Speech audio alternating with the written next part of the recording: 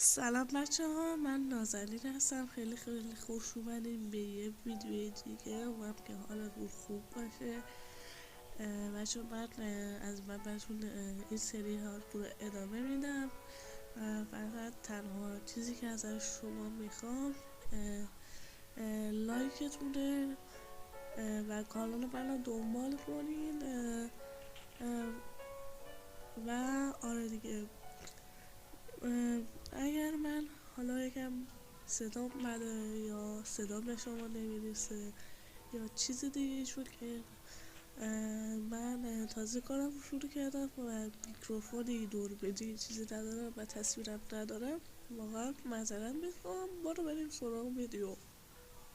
خب بچه ها، اولین کاری که باید بکنیم چوب بکنیم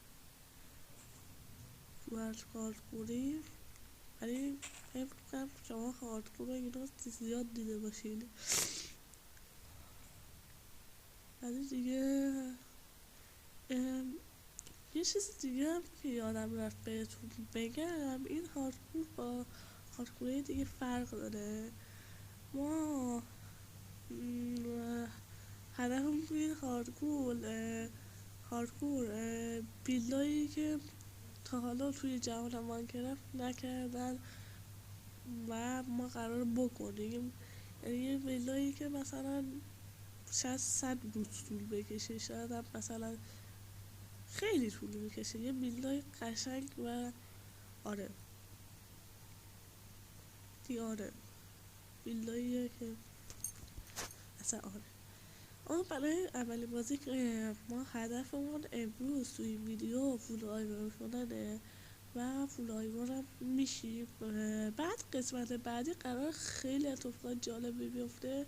خیلی یه ویلد برای خونه اولمون میخوایم بکنیم که خیلی جالبه و حتما اگر این قسمت رو دیدید برید قسمت بعدی رو هم ببینید. ولی این قسمت فعلا هدفمون فول آیرون شدن. اوکی، استیک بسازیم، کرافتی تیبل میسازیم. اوکیه. خب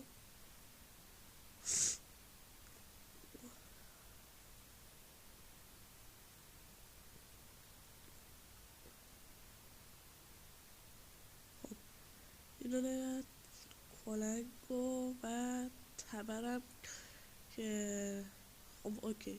آقا کلنگ با تبر ساختیم، غذا هم برمیداریم و هدفمون کجایه؟